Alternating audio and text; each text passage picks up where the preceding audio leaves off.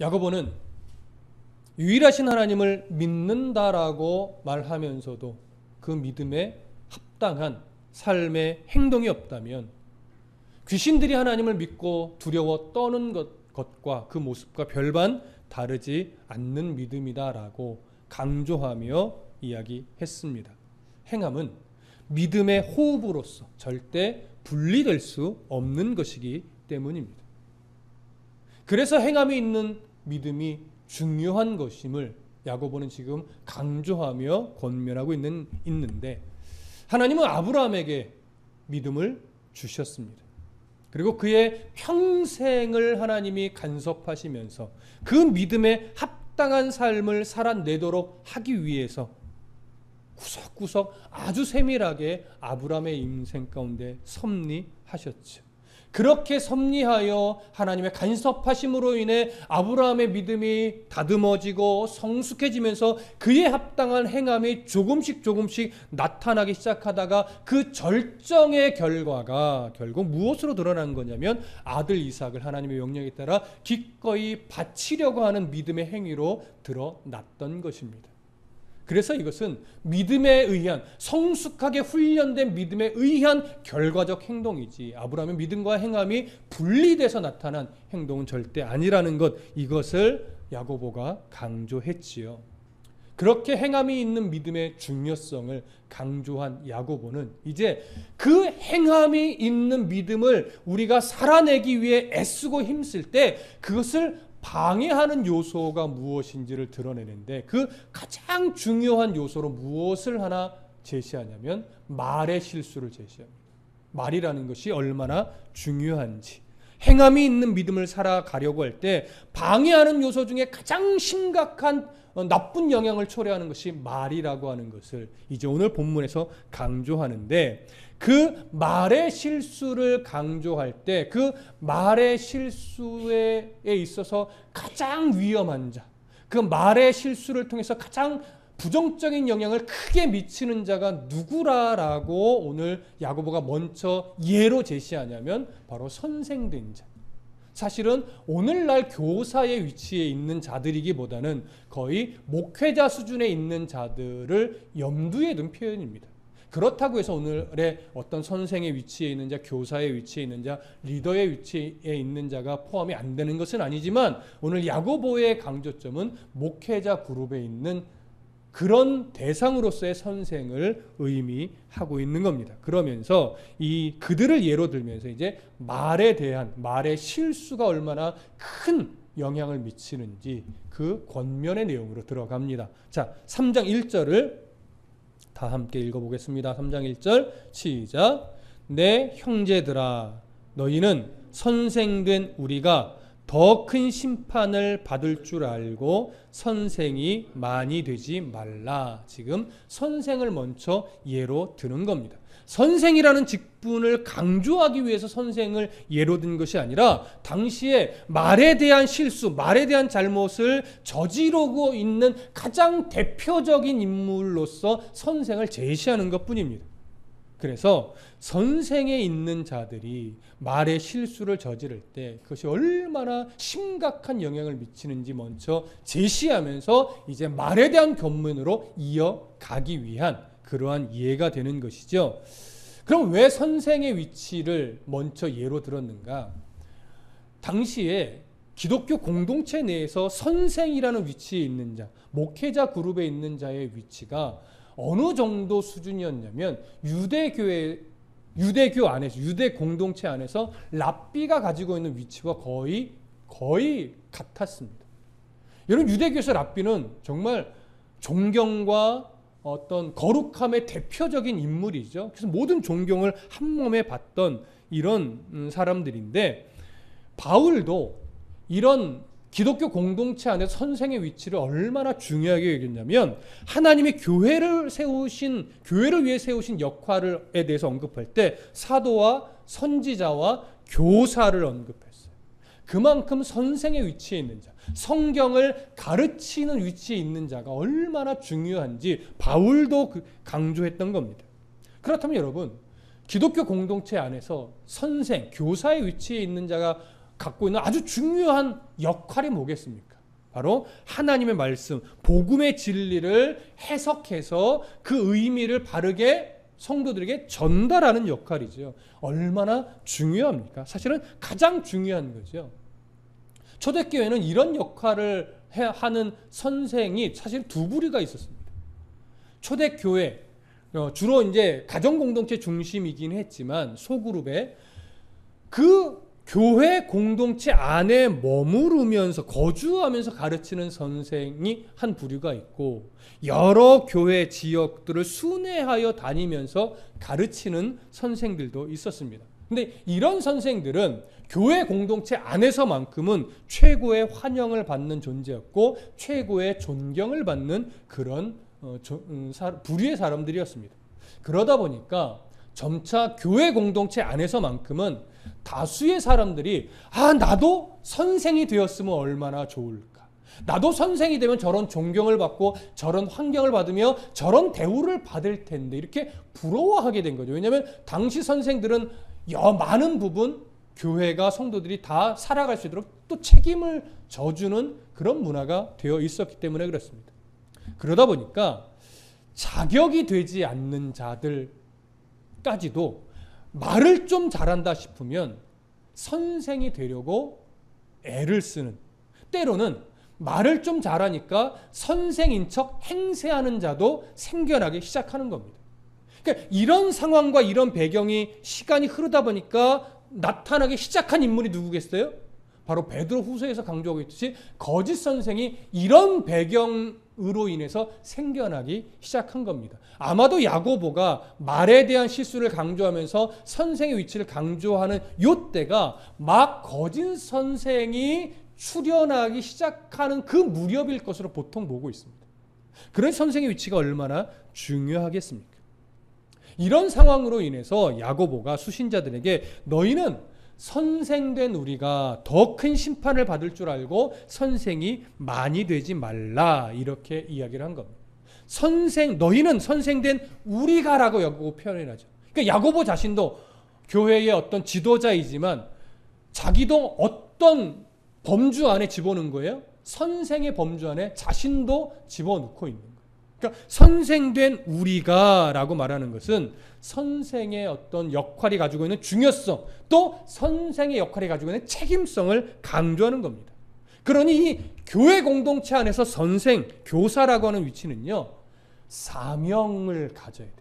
사명이 없으면 안 되는 자리라고 하는 거죠. 사명을 갖지 않고 단순하게 명예나 지위를 위해서 선생이 되고자 하는 자들에게는 심판이 있을 거야 라고 사실 강력한 권면하는 거예요. 이건 경고적 권면이죠. 그만큼 중요한 자리라고 하는 거예요. 아무나 함부로 돼서는 안 된다라고 하는 것을 강조하는 것이죠. 하나님의 말씀을 해석하고 가르치는 책임을 맡은 자이니 단순하게 명예나 권세를 얻는 자리가 아니다. 그러니 어떤 헬라적 문화를 가지고 선생이 돼서 자기 세력, 자기 추종자를 만들려고 한다면 그건 바른 판단이 아니다라고 하는 거예요. 바른 행동이 아니다라고 하는 거예요. 이런 이유로 선생이 많이 되지 말라고 한 겁니다. 사명감 없이 함부로 선생이 되려고 해서는 안 된다라고 하는 것이죠. 그러니까 나는 이 역량도 부족한데 선생 되면 안 되겠다, 이걸 말하는 것이 아니라 사명감 없이 함부로 선생이 주는 어떤 유익함을 바라보면서 그것이 욕심나서 탐심으로 선생을 하려고 해서는 안 된다라고 하는 거예요. 여러분 오늘날 똑같습니다. 여러분 탐심으로 목사 돼서는 안 됩니다. 욕심으로 목사 돼서는 안 됩니다.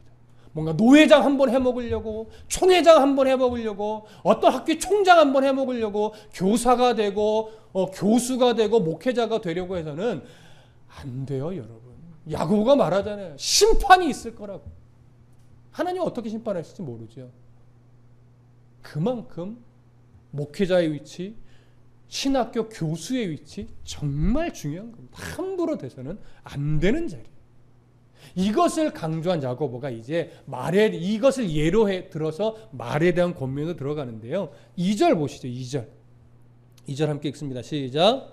우리가 다 실수가 많으니 만일 말에 실수가 없는 자라면 곧 온전한 사람이라 능히 온 몸도 굴레를 씌우리라. 자, 2절을 헬라어 성경으로 보면 문장 가장 앞에 접속사가 하나 있습니다. 왜냐하면이라는 거예요. 왜 선생이 함부로 되면 안 되냐면 우리가 다 실수가 많은 사람이기 때문이다라고 하는 거죠. 야고보 자신도 실수하는 사람으로 인정하는 거예요. 여러분, 목회자도 실수하는 사람이 맞아요. 아무리 지식이 뛰어나고 인품이 훌륭하다 할지라도 모든 사람은 다 실수할 수밖에 없는 연약한 사람들이에요. 그래서 왜 우리가 함부로 선생이 되려고 해서는 안 되냐면 우리는 다 실수가 많은 사람이기 때문이라는 거죠. 그러면서 만일 말의 실수가 없는 자라면 여러분 가정하는 거예요. 말의 실수가 없는 자는 없습니다. 그럼에도 불구하고 말의 실수가 없는 자가 있다면 그 사람은 곧 어떤 사람이다? 온전한 사람이다라고 말합니다. 여러분, 온전한 사람이라는 건 어떤 의미냐면 완전히 성숙함에 이른 사람이라는 거예요. 완전히 성숙함에 이른 사람이라면 그 사람은 여러분 뭐라고 얘기해요? 2절 중간 이후에 능히 온 몸도 굴레를 씌우리라. 여러분, 굴레라는 게 뭡니까? 말의 그 행동을 제어하고 통제하기 위해서 머리서부터 목으로 걸쳐서 입에다가 이렇게 물리는 줄 같은 거죠. 고삐에 걸쳐 매는 줄. 그래서 그걸 잘 다루면 말이 그 말을 탄 자가 이끄는 대로 목적지를 향해 잘 달려가죠. 근데 그 굴레를 잘못 씌우거나 잘못 어설프게 다루면 그 탄 자가 어떻게 될 수 있어요? 다칠 수도 있어요. 말에서 떨어질 수도 있지요. 그러니까 모든 이 얘기는 뭐냐면 말에 실수가 없는 자라면 그 사람은 온몸, 즉 그 사람이 살아가면서 인생 속에서 행하는 모든 행동도 아주 온전하게 완벽하게 조절할 수 있는 사람이라는 거예요. 그 어떤 실수도 하지 않는 사람이라는 거죠. 그러나 그럴 수 있는 사람이 있다는 거예요? 없다는 거예요? 없다는 거예요. 야고보는 말을 제어한다는 것이 이만큼 어려운 것이니 복음의 진리를 해석하고 가르쳐야 하는 선생이 되려고 하는 자는 하나님이 주신 사명에 의해서 선생이라는 직분을 겸손히 또 성실하게 감당해야지, 이것을 탐내어서 탐욕을 가지고 함부로 선생이 되려 하는 것은 옳지 않다라고 하면서 선생이란 직분을 강조하는 것이 아니라 말에 대한 중요성을 지금 그만큼 강조하는 겁니다. 이제 야고보는 말이 가지고 있는 강한 영향력을 이것을 출발점으로 해서 이제 제시를 합니다. 말이 가지고 있는 중요성을 제시하는 구절이 바로 3절부터 5절의 내용이죠. 다 같이 읽어보겠습니다. 3절부터 5절의 내용 시작. 우리가 말들의 입에 재갈을 물리는 것은 우리에게 순종하게 하려고 그 온몸을 제어하는 것이라. 또 배를 보라. 그렇게 크고 광풍에 밀려가는 것들을 지극히 작은 키로서 사공의 뜻대로 운행하나니 이와 같이 혀도 작은 지체로 돼 큰 것을 자랑하도다. 보라, 얼마나 작은 불이 얼마나 많은 나무를 태우는가. 자, 말이 가지고 있는 강력한 영향력, 그것을 또 혀라고도 표현을 하는 거죠. 말, 혀, 여기서는 동일한 의미입니다. 근데 그 혀, 작은 혀, 몸의 구성 요소를 비교할 때 혀는 극히 작은 요소예요. 이 작은 요소의 중요성을 비유하기 위해서 세 가지 예를 들었죠. 그것이 뭐예요? 처음에는 말의 입에 물리는 재갈, 두 번째 큰 배를 방향을 결정하는 작은 키, 그 다음에 큰 산림도 태우는 작은 불. 이 세 가지를 예로 드는데 먼저 3절에 재갈의 비유를 좀 보시면 이렇게 되어 있습니다. 우리가 말들의 입에 재갈을 물리는 것은 우리에게 순종하게 하려고 그 온몸을 제어하는 것이라. 앞에서 언급한 굴레와 사실 거의 비슷한 거죠. 그래서 말을 잘 통제하기 위해서 입에 물리는 재갈, 이것을 먼저 또 예를 드는데 그 재갈을 물리는 이유가 뭐래요? 말의 모든 행동을 통제하기 위함이라는 거예요. 그러니까 입에 재갈을 물리지 않으면 말을 통제할 수 있어요? 없어요? 없어요. 결국 사람의 혀도 이렇게 통제하기 위해서 뭐가 필요하다는 거예요?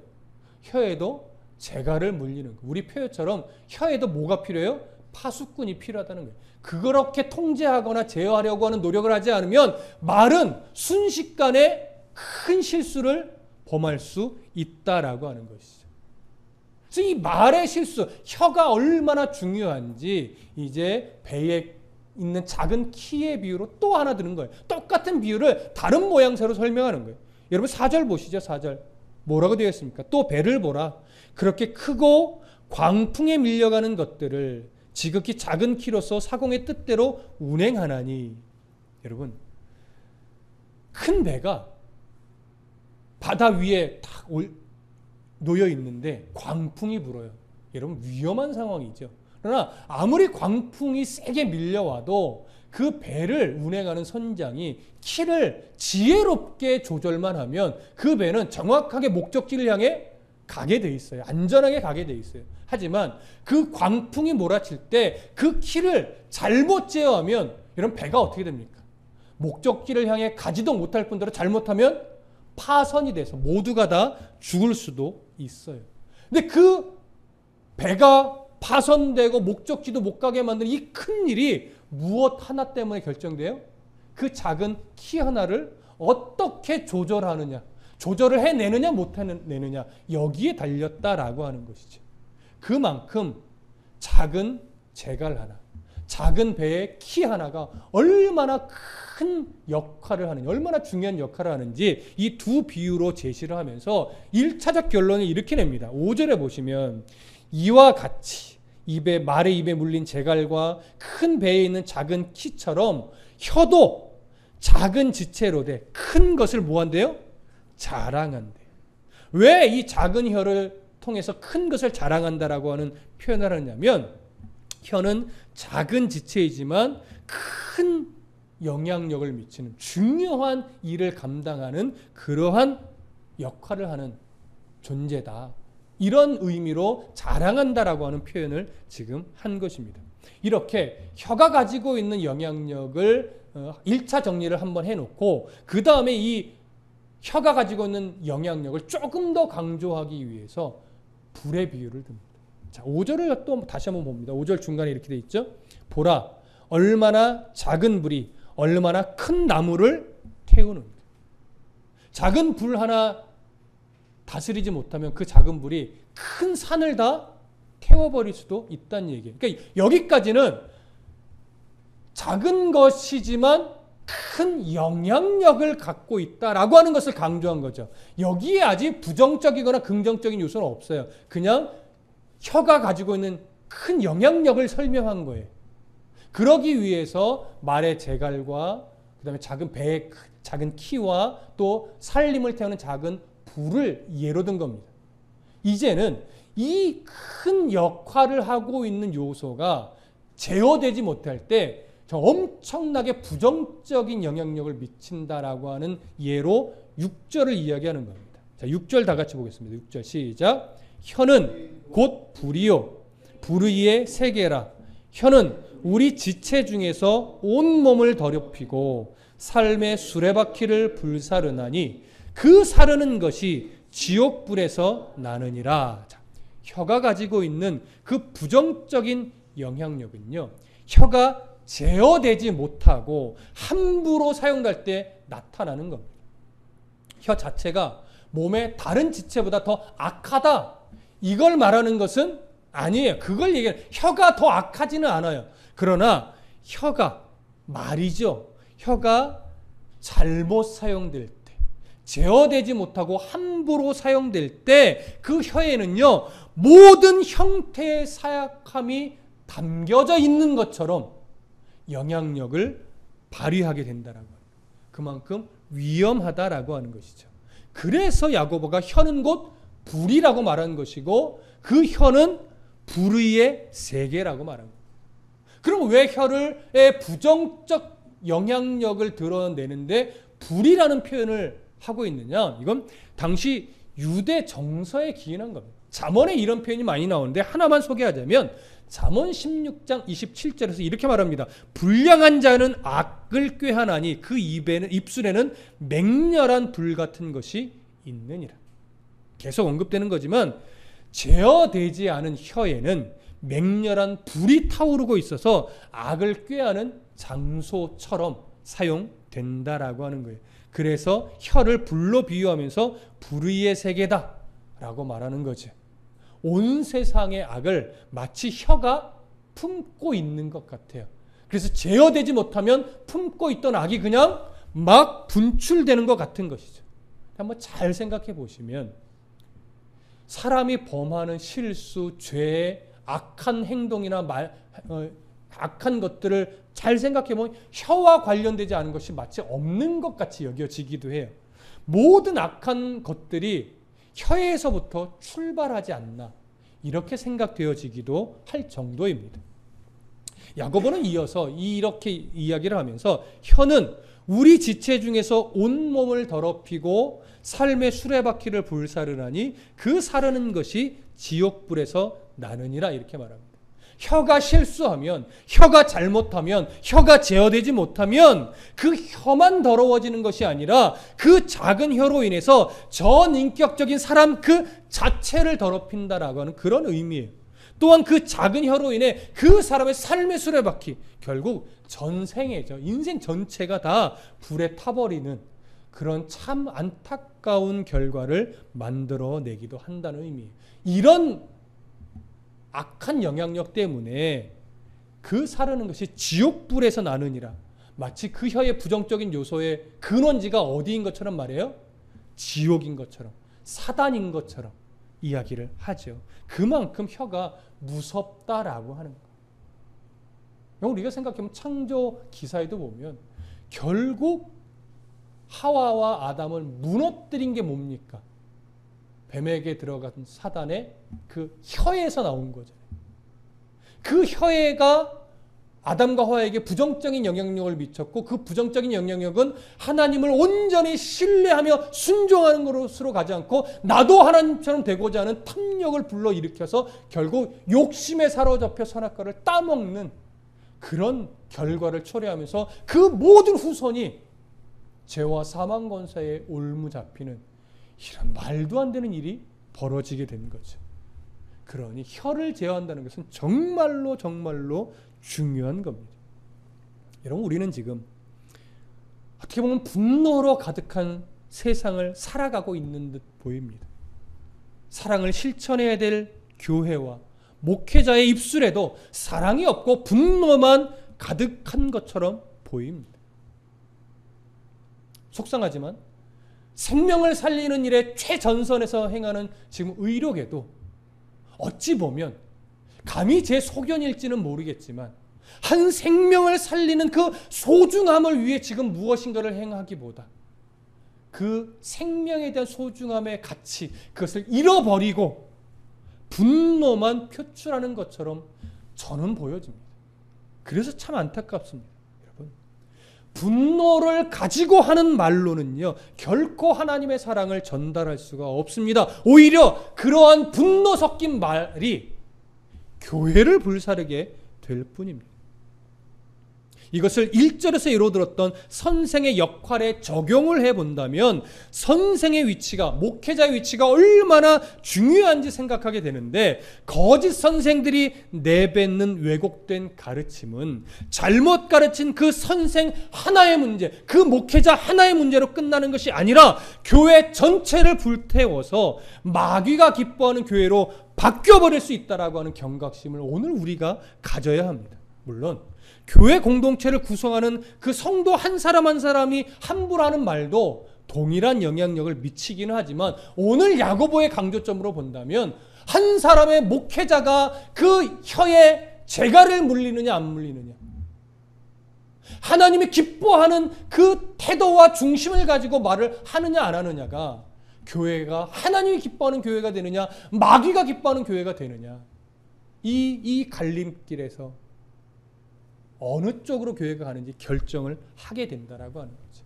마치 사공이 그 작은 키 하나를 어떻게 제어하느냐에 따라 목적지를 정확하게 바르게 가느냐 아니면 파손되느냐, 이것이 결정되듯이 말입니다. 이처럼 우리는 이 작은 혀를 길들이는 노력을 하지 않으면, 특별히 목회자가 하지 않으면 하나님의 뜻에 결코 순종하는 삶을 살아갈 수 없습니다. 교회 공동체도 건강해질 수 없습니다. 여러분, 어떤 분이 이런 말을 합니다. 한국교회는 말만 줄여도 많은 잡음이 사라질 것이다. 저는 100% 동의합니다. 우리가 입술로 내뱉는 말이, 특히 목회자가 입술로 내뱉는 말이 정말로 하나님이 인정하는 말일까 고민하며 한마디 한마디를 신중하게 해야 될 겁니다. 이 설교를 준비하면서 본 책 중에 정성진 목사님 책이 있었는데, 그 책 안에서 정성진 목사님이요, 말을 절제하는 방법에 대해서 3가지를 제시했는데 정말 동의가 됐어요. 그 3가지가 이겁니다. 첫 번째, 꼭 지금 해야 될 말인가, 이걸 생각하라는 거죠. 두 번째, 정말로 합쳐버렸네, 지금 해야 될 말인가. 그러니까 이거 첫 번째는 꼭 해야 될 말인가, 두 번째는 지금 해야 될 말인가, 세 번째는 너와 나에게 유익한 말인가. 이걸 생각하고 신중하게 고민한 이후에 말을 한다면 말의 실수를 줄일 수 있을 것이다. 목회자라면 목회자에게 이걸 잘 적용해야 될 것이고, 성도라면 성도의 위치에서, 또 교회 교사라면, 또 직분자라면, 어떤 소그룹의 리더라면 이런 각자의 위치에서 이 3가지의 권면을 잘 스스로에게 적용해서 여러분 한마디 한마디를 절제하며 신중하게 한다면 정말 건강한 교회가 되고, 건강한 소그룹이 되고, 건강한 가정이 되고, 건강한 개인이 되겠죠. 지금 한국교회와 또 목회자와 또 성도는 사실 말의 능력을 상실해 있는 상태라고 보여집니다. 세상이 교회와 목회자와 성도의 말을 이제는 신뢰하지 않는 시대가 되어버렸습니다. 하나님의 말씀을 전하며 배우는 교회 공동체가 우선으로 해야 될 일이 결국 뭐겠습니까? 혀를 다스림으로 말의 능력을 회복하고 신뢰를 회복하는 것입니다. 그러면 그것만 잘해도 한국교회는 건강해질 겁니다. 그것만 잘해도 교회 목회자는 존경을 받을 겁니다. 그것만 잘해도 성도는 인정받을 겁니다. 왜냐하면 하나님 중심으로 고민하며 신중하게 하는 말은요, 결국 삶을 변화시키고 영향력도 가지고 있기 때문에 그렇습니다. 이처럼 하나님의 은혜 아래서 말과 행실을 신중하게 절제하며 입에 재갈을 물리며 파수꾼을 세우며 한마디 한마디를 정말로 하나님의 시선 아래서 행한다면, 오늘 한국교회는, 오늘의 목회자는 하나님이 인정하시고 기뻐하는 그런 교회요 목회자요 성도가 되리라 믿습니다. 이러한 시련 가득한 시대에 이 시련을 믿음의 시련이라 여기고 인내하며 혀를 다스리는 그러한 목회자가 되어주시고 그러한 성도가 되어주시기를 간절히 소망하고 축복합니다. 기도하겠습니다.